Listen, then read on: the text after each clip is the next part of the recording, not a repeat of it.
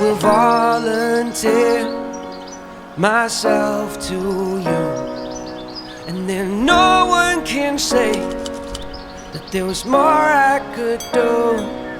And when you lie there in the pouring rain, I will give you my heart and then do it again. Yeah.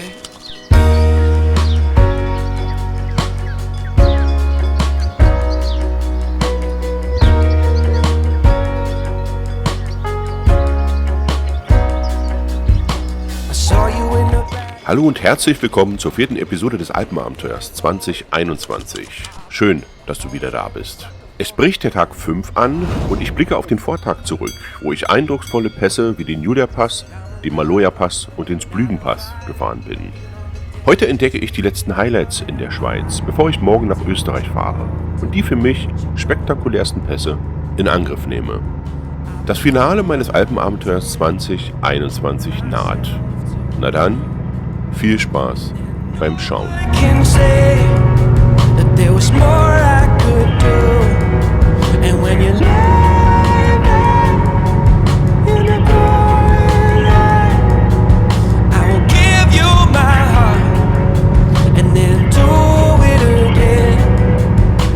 So, und ab geht die Post. 9 Pässe stehen heute auf dem Plan. Das wird eine ziemliche Meisterleistung. Ich habe diese Tour bis ins kleinste Detail geplant über Basecamp. Und ja, der Phil hat mir da geholfen. Ich blende das mal hier ein. Der macht tolle Tutorials über Basecamp. Ich habe da sehr, sehr viel daraus gelernt. Also abonniert gern seinen Kanal und natürlich meinen. Ja, wie gesagt, 9 Pässe konzipiert, erstellt, geplant über Basecamp. Und also ich persönlich mache das immer so, dass ich mir die GPX-Datei dann exportiere, einmal aufs Navi rauf mache und einmal in Kalimote importiere und zusätzlich noch auf meine Cloud. Und weil das Problem ist, das Navi kann mal kaputt gehen, das Handy kann Handy schon runterfallen, ne? Also es kann kaputt gehen tatsächlich und dann stehst du da und hast nichts. Und gut, ob die GPS auf der Cloud ist oder nicht, du hast kein technisches Gerät. Eins davon wird ja funktionieren und dann ziehe ich mir das drauf, ziehe mir aber auch gleichzeitig noch die Trackpunkte rauf, die Favoriten, um tatsächlich, ups, ich muss links rüber, ja, jetzt hätte ich beinahe die Endfahrt verpasst, darf ich hier durchfahren? Albula-Pass offen? Jawohl. Ja, da haben wir schon, das ist der erste Pass, ne? Ne, der zweite, das ist der letzte Pass, Albula-Pass. Egal, so, wo bin ich stehen geblieben? Genau, ich ziehe mir die immer auf die, ich ziehe mir die Favoriten rauf, als Favoritenpunkte und natürlich auch als Track. Vorsichtshalber, falls alles gar nichts und sonst wie nicht funktioniert, kann ich einfach nur den Track abfahren, ja? Nimm die OSM-App oder nimm die Kalimoto-App, je nachdem. Ja, und die Tour heute, da habe ich sehr, sehr lange dran gesessen, habe überlegt, fahre ich nach Italien rein oder nicht, wie sieht es mit den Corona-Bestimmungen aus. Erst hatte ich Italien nicht mit drin, habe die dann nochmal korrigiert, weil 2 Tage vor der Abfahrt Italien dann kein Hochrisikogebiet für die Bundesregierung mehr war. Ich sage jetzt ja Bundesregierung, weil, ne? Ja, und dann habe ich meine Tour ändern können, sodass ich dann eben eine schöne Rundreise machen kann. Fahre ich durch Italien durch, genauso wie gestern. Sind um die 50 Kilometer, glaube ich, ja, so um den Dreh. Aber die Tour ist tatsächlich bis ins kleinste Detail geplant. Meines Erachtens geht in dieser Gegend einfach nicht mehr. Es geht nicht mehr rein. Du kannst 400 Kilometer fahren, nimmst du vielleicht noch den, was weiß ich, für einen Pass im westlichen Bereich noch mit. Aber nimmt dann Überhand. Also du willst ja auch auf dem Pass sitzen, du willst ja auch ein bisschen genießen, die frische Luft, die Menschen, die Natur. Und du willst dich ja nicht abhetzen. Ne? Von daher, jetzt glaube ich, sind um die 270, 260 Kilometer Tagestour. Ich bin mir nicht ganz im Klaren, aber ja, jetzt gucken wir mal. Der erste Pass steht an, gute 46 Kilometer noch und Dazu gibt es ein paar Fahreindrücke, ein paar Aufnahmen und dann sehen wir uns gleich wieder. Uah. Hier los. Hat das Geld nicht mehr erreicht?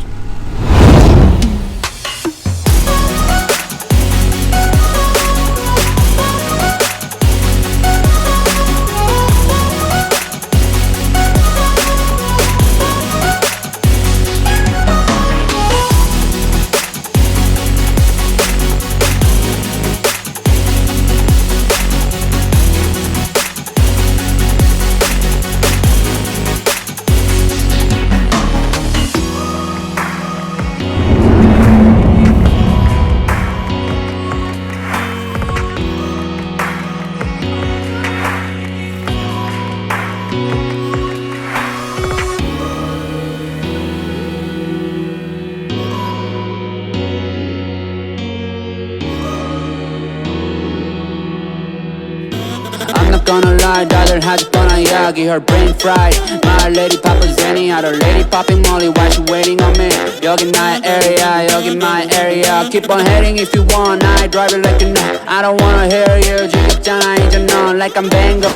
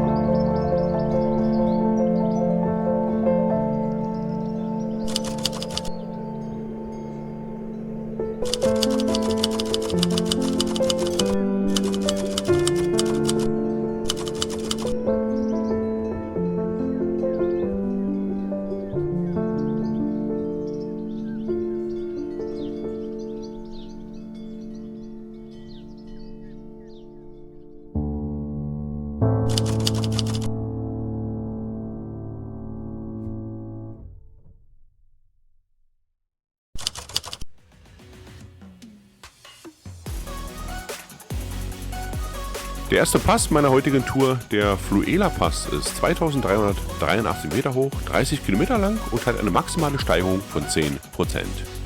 Er befindet sich im Schweizer Kanton Graubünden. Der Straßenbelag kann als hervorragend bezeichnet werden und dementsprechend gut fährt sich auch der Pass.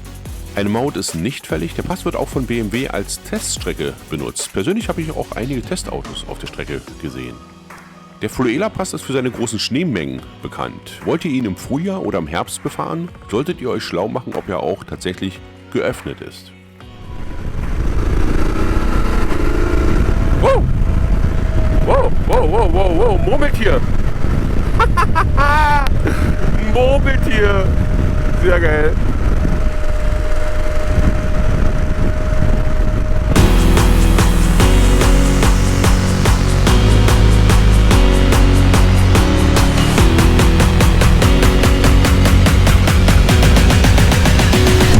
Leider geil.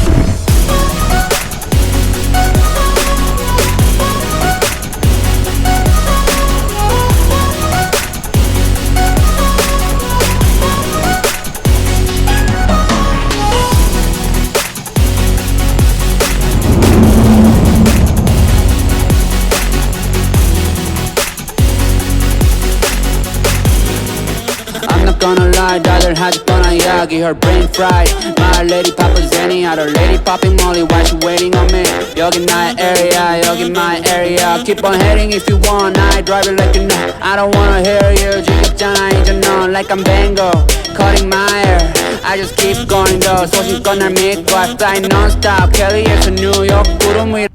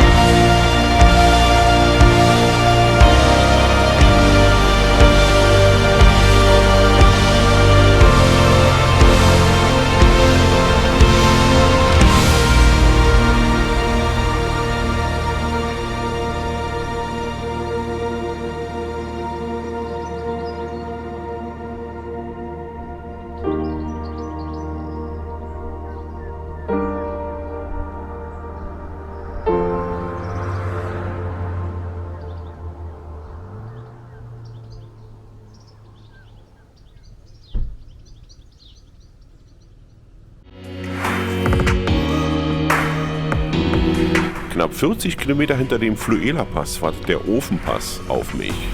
Den knapp 36 Kilometer langen und 2149 Meter hohen Alpenpass fährst du mit einer Steigerung von 12%. Er ist mautfrei und hat einen hervorragenden Straßenbelag.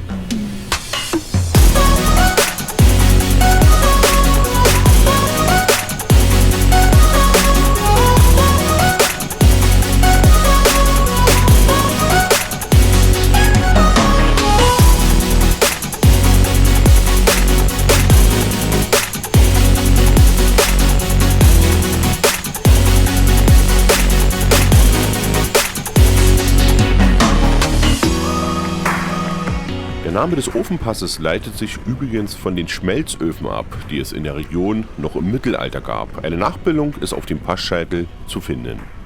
Besonders gefallen hat mir die Südrampe. Die Gegend um den Pass gilt auch als eine der schönsten Regionen der Schweiz, dem Val Müstair.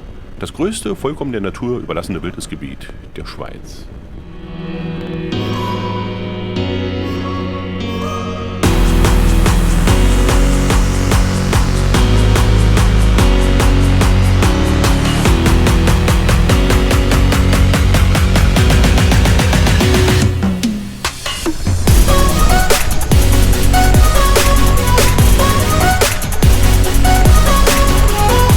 Ich beende mein Ritual bei jedem Pass kurz Pause zu machen und die Aussicht zu genießen und nehme Kurs auf Richtung Umbrel-Pass, den ich nach ca. 30 Kilometern und 30 Minuten Fahrzeit erreiche.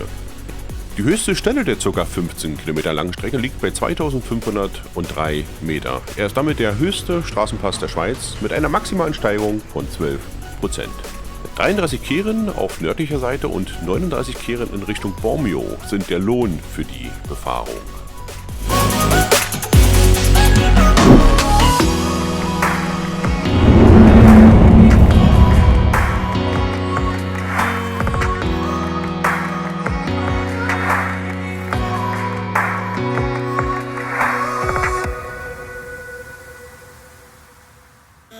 I'm not gonna lie, daughter had Yagi, her brain fried. My lady Papa Zenny, out her lady popping Molly, why she waiting on me? Yogi my area, yogi my area. Keep on heading if you want, I drive it like you know. I don't wanna hear you, 지겹잖아 이제 넌 like I'm Bango, cutting my...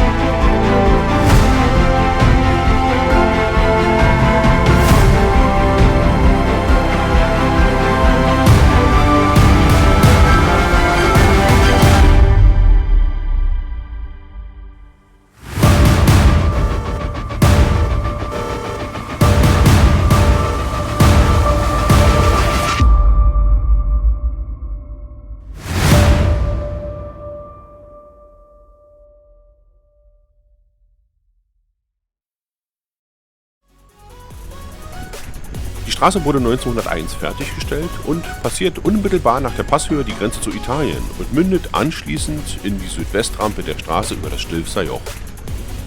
Das Stilfser Joch, das mir beim Alpenabenteuer 2020 noch gut in Erinnerung ist. Da ist übrigens die Stelle, wo ich umgefallen bin. Da bin ich gefahren. Diesen Bereich, den man eigentlich nicht reinfahren darf, oder es ist kein Schild, aber es ist ja die alte Passstraße wohl.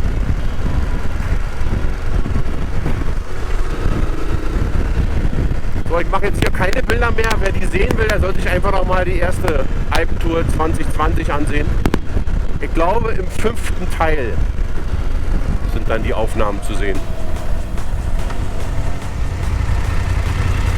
Von daher, den Pass kennen wir schon, dient nur zur Durchfahrt. Ne?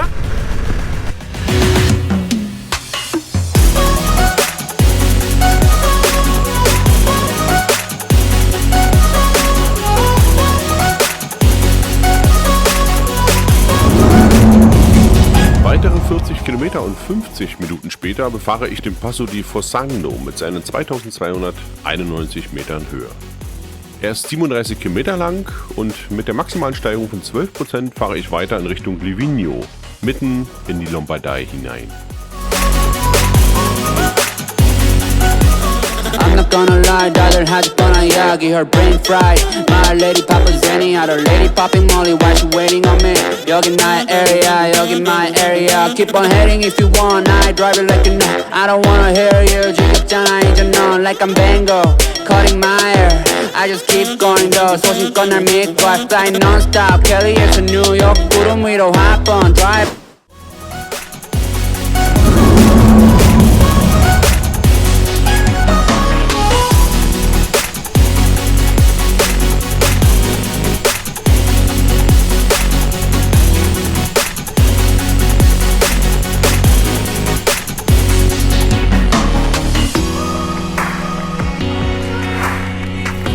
Nur 7 Kilometer weiter fahre ich den Passo Eira an, ein 2210 Meter hoher Straßenpass, der mitten im Ort Eira liegt und heute anhand eines Affentanzes Beachtung findet. Fahrerisch keine Herausforderung, sehr städtisch gelegen und für mich war es ein, naja, sagen wir es mal wieder so, nehme ich mit Pass. I'm not gonna lie, daughter had on a Yagi, her brain fried. My lady Papa Zenny, other lady Papa.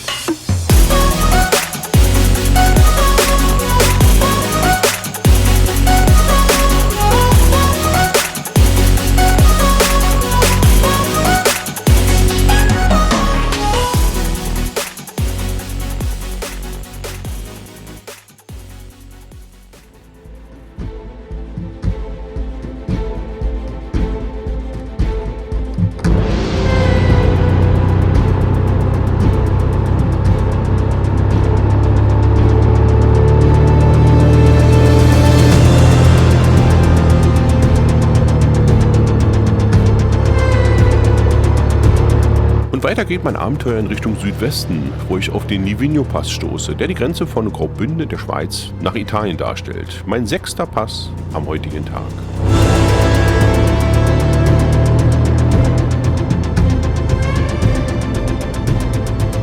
Der Livigno-Pass ist 2315 Meter hoch, 16 Kilometer lang und hat eine maximale Steigung von 12%.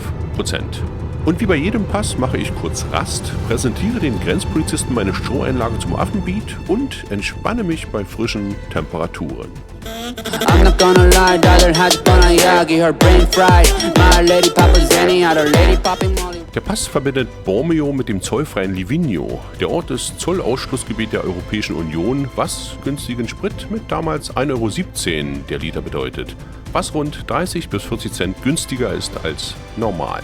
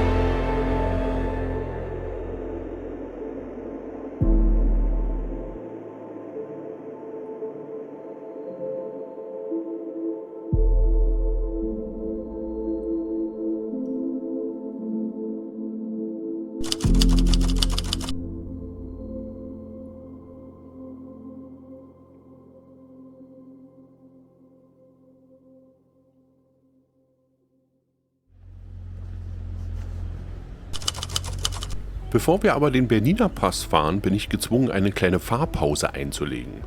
So, es hat gerade so verbrannt gerochen. Ich dachte, hältst du mal an. Guckst du mal. Ja, das sind die Schmauchspuren, ne? Also doch eher die Motorbremse nutzen. In dem Fall reden wir vom gewissen Bremsfading, ein Nachlassen der Bremswirkung bei starker Hitzeentwicklung. Im Nachgang der Tour habe ich mich dazu etwas belesen. Ich bin, weiß Gott, kein Motorradprofi, aber hätte ich das vorher gewusst, wäre das bestimmt nicht passiert. Von daher von meiner Seite ein paar persönliche Tipps, falls ihr die noch nicht kennt. Erstens, benutzt eher die Vorderradbremse, denn das Hinterrad hat weniger Grip. Zweitens, setzt die Vorderbremse sparsam ein, damit sie nicht überhitzt. Drittens, schaltet lieber einen Gang runter, um das Motorrad nicht zu überlasten. Viertens, haltet bei vielen nötigen Bremsungen den Bremshebel der Vorderradbremse im Stillstand nicht gezogen. Fünftens, nutzt die Hinterradbremse bei Stillstand auf abschüssiger Piste. Falls ihr das alles nicht einhaltet, dann ist das auch nicht schlimm. Ihr müsst eben wie ich mehr Trinkpausen einplanen und im Nachgang dazu recherchieren. Wow.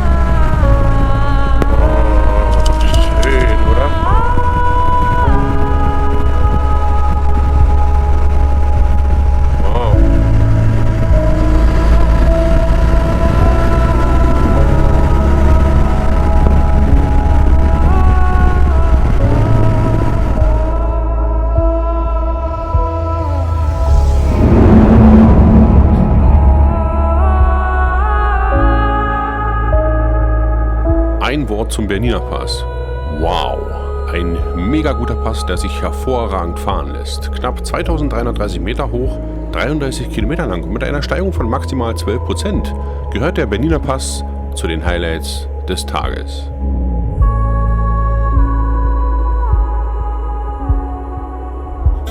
I'm not gonna lie, daughter had gonna yagi, her brain fried. My lady Papa Zenny, had her lady popping Molly, why she waiting on me?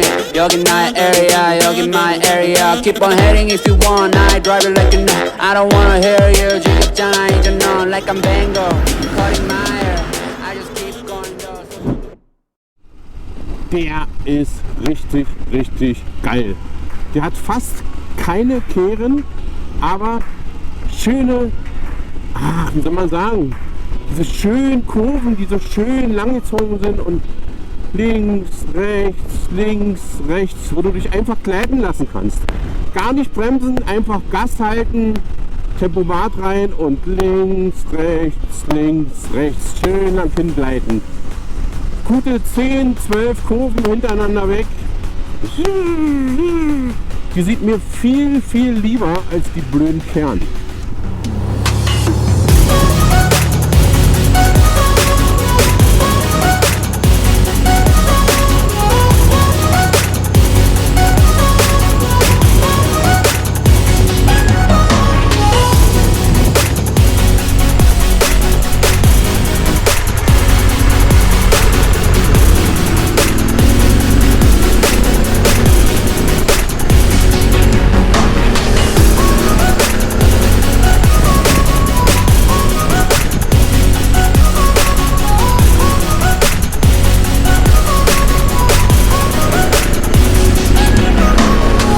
Gut 35 Kilometer und 40 Minuten später nehme ich mir den Albula Pass als meinen letzten Pass des Tages vor. Dabei kämpfe ich mich über die schmale Straße auf 2312 Meter, komme auf maximal 12% Steigung und kann den Pass knapp 31 Kilometer lang genießen. Maut ist nicht fällig und im Winter ist der Pass gesperrt.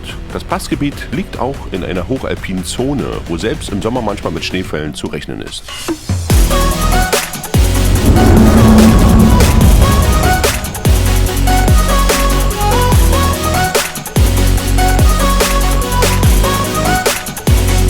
In den letzten Jahren hat sich übrigens der Bezugspunkt für Höhenmessungen in der Schweiz geändert, sodass viele Höhenangaben auf den Passschildern nicht mehr korrekt sind.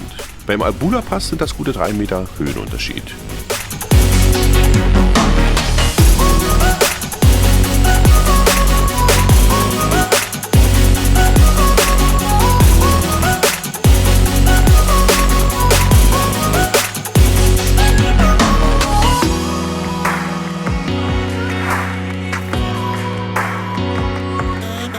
Gonna lie, daughter had gonna yagi, her brain fried. My lady Papa Zenny, had her lady popping Molly, why she waiting on me?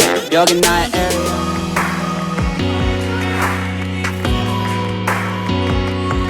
persönlich fand den Albula Pass super. Speziell der Abschnitt zwischen Fidiso und Preda gilt mit seinen Kehrtunneln, zahlreichen Kurven und Brücken als kompliziertester Kunstbau Europas. Seine hochalpine Landschaft und die abwechslungsreiche Streckenführung, teils sehr eng und kurvig, haben bei mir einen bleibenden Eindruck hinterlassen.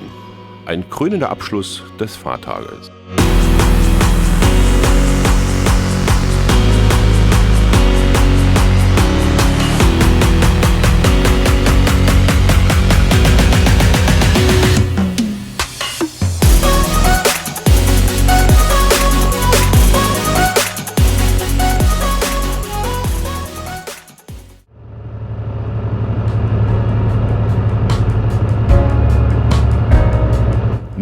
Nachdem der 8. Pass des Tages geschafft ist, nehme ich wieder Kurs auf in Richtung Campingplatz. Die Albula-Alpen, speziell der Albula-Pass, haben mich total fasziniert.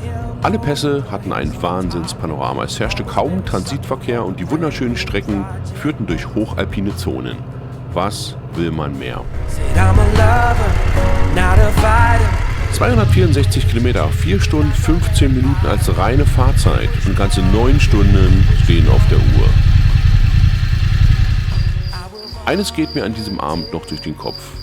Und zwar, dass das Leben viel zu kostbar ist, als dass wir es entwerten dürften. Indem wir es leer und hohl, ohne Sinn, ohne Liebe und letztlich ohne Hoffnung verstreichen lassen. Das Abenteuer geht weiter.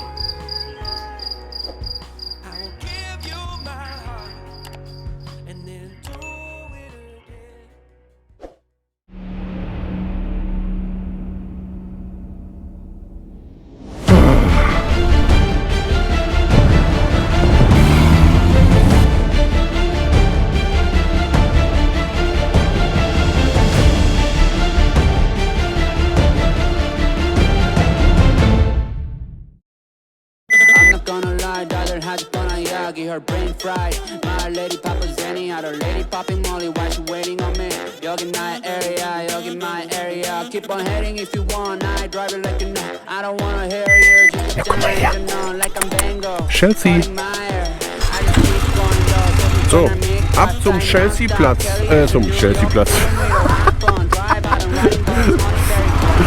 Zum Fluela-Pass. So.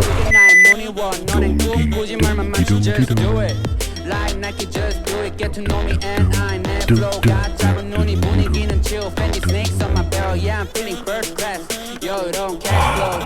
Oh, pop it on my glass. Oh, pop that gas. Smoke that gas, cash, play, blackjack. Monkeys on my face. Ja. Guck mal, seine Heckklappe wackelt. Von seinem Kofferraum. Warum hat man eigentlich 2 Antennen dran? Eine für Radio, okay, und die andere? Einmal MW und einmal UKW? Oder einmal digital und einmal analog?